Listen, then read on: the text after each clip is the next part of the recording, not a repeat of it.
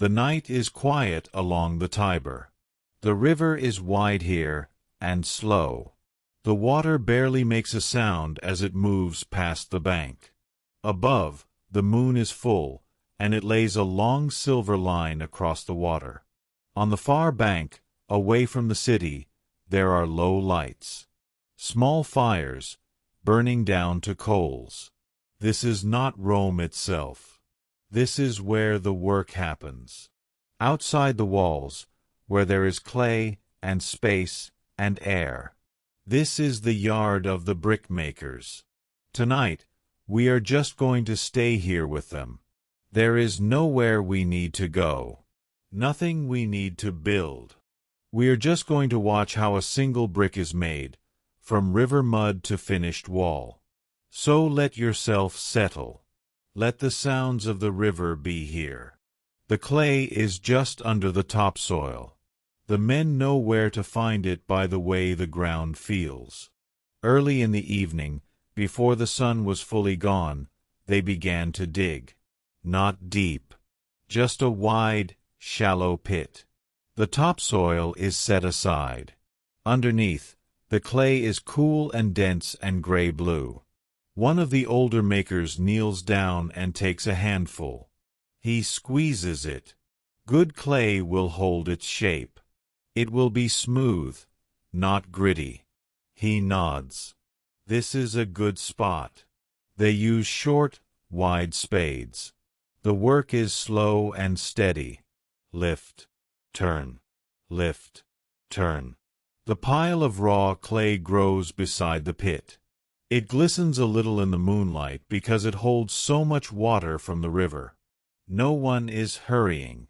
In Rome, they say a good brick needs to wait a year before it is used. So there is no rush tonight. The air smells of wet earth, cool and mineral, and the river. Now the clay needs to be cleaned and mixed. They move it to a shallow, round pit lined with wood. This is the treading pit. A younger worker brings over bundles of straw and some fine sand from the riverbank, and water, carried in wooden buckets. He scatters the straw over the clay. Not too much. Just enough. The straw will act like tiny roots inside the brick. It will hold it together when it dries, so it does not crack. And then they step in. Bare feet. They tread slowly, in circles. The clay is cold at first, between the toes. Then it warms. It makes a soft, sucking sound. One foot, then the other. Pressing, folding, turning the clay over. If you find a stone, you pick it out. You feel for it with your feet. Any small stone could make the brick weak later, when it is in the kiln. So you are careful. The mixing takes a long time. The moon moves a little higher. The straw disappears into the clay until you cannot see it anymore. You can only feel that the texture has changed. It is lighter now, more fibrous. This is ready.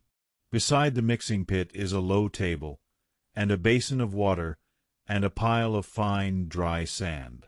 On the table are the molds. Simple wooden frames. 4 sides, no top, no bottom. About 1.5 feet long. The Romans make their bricks a little larger than ours. The maker dips his hands in the water, then in the sand, so the clay will not stick. He takes a large lump of the mixed clay, as much as he can hold. He lifts it, and he throws it down into the mold. One firm throw. The impact pushes the clay into all 4 corners. Now he takes a wire, a simple bow with a thin wire strung across it, and he draws it across the top of the mold, scraping off the excess. One smooth motion. The top of the brick is now flat. He lets it sit for just a moment. Then, with wet hands, he smooths the top. And now, the mark. He has a wooden stamp. On it, backwards, are letters. He presses it gently into the center of the wet brick. Not too deep. Just enough to leave an impression that will survive the fire. This is how we know who made the bricks 2,000 years later. That little stamp. He lifts the mold. Straight up. And there it is. A perfect, soft, gray brick sitting on the sanded board. One down. Hundreds to go. But we will only watch this one for tonight. The bricks cannot go to the kiln yet. If they go in wet, they will explode in the heat. So they must dry. Behind the molding table, there are long, low racks, made of thin wooden slats. They are open to the air on all sides, but they have a light roof of reeds over them to keep off rain. The maker carefully lifts the board with the soft brick and carries it to the rack. He slides it off with a little wiggle onto the slats. And here it will sit. Rows and rows of bricks, all drying. In the moonlight, they look pale, almost white. During the day, they are turned. Every few hours, someone walks down the rows and turns each brick onto its edge, so the air can reach all sides. But at night, they are left alone. If you come close, you can see tiny cracks forming on the surface as the water leaves. That's normal. The straw inside is holding it all together. You can smell the drying clay. It is dusty now, and warm from the day's sun that is still held in the wood. The crickets are loud here, by the river.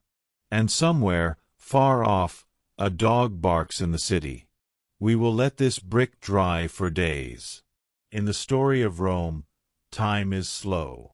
Now we move to the other end of the yard, where the kilns are. They are low, round buildings made of old, broken bricks, beehive-shaped. Each one has a small mouth at the bottom, where the fire is fed. It is evening again. A different evening, days later. Our brick is now dry, light in color, hard to the touch. It makes a hollow sound if you tap it. It is carried, with many others, and stacked inside the kiln. Not tossed. Stacked. With small gaps between each brick, so the hot air can move around them. Like a puzzle. The stack goes up and up until the kiln is full. Then the outer door is sealed with mud, leaving only the fire mouth and a small hole at the top for smoke. The fire is started. Not a big fire at first. A small, smoky fire with damp wood. For the first day, the heat is very low. Just enough to drive out the last hidden water. If you heated it too fast now, the bricks would still crack. The men take turns watching the fire. All night.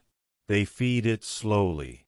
The smoke that comes from the top is white at first. That is steam. On the second day, the fire is made bigger. The smoke turns gray, then dark. The kiln itself begins to glow. A dull red in the dusk. You can feel the heat from several feet away now. It is a deep, baking heat. It smells like a hearth, but much larger. By the third day, the fire is at its hottest. The bricks inside are now glowing too. They have changed color, from pale gray to a deep, warm red. And then the fire is allowed to die. And no one opens the kiln. Not for 2 more days. It must cool, slowly, slowly. If cold air rushed in now, the bricks would shatter. So the kiln sits, ticking and cracking quietly as it cools under the stars. Our brick is cool now. It is lifted out. It is a beautiful thing. Uniform red, with the stamp still clear in the center. It rings a little when tapped. That means it is well fired. Where will it go? Maybe it will go to the aqueduct. The great aqueduct that carries water to the city. Far from the brickyard, you can see its arches against the night sky. During the day, hundreds of men work on it. But at night, it is silent. A line of dark arches, reaching across the plain. One brick at a time, the wall rises. Mortar is spread. The brick is set. Tapped level. Mortar again. Another brick. The work is endless and peaceful. One brick at a time becomes part of something that will stand for 2,000 years. That will carry water long after the men who made it are gone. You can imagine our brick, somewhere low in the third arch holding, quietly doing its job, century after century. And back in the yard, the day is done. The fires are low. The tools are washed and set aside. The racks are full of tomorrow's bricks, drying under the moon. The brickmakers sit by a small cooking fire. They are not talking much. One is mending a sandal. Another is simply looking at the river. Above them, the sky is vast. No city lights to dim it. The Milky Way is bright, from horizon to horizon. The same stars that will look down on the aqueduct when it is finished.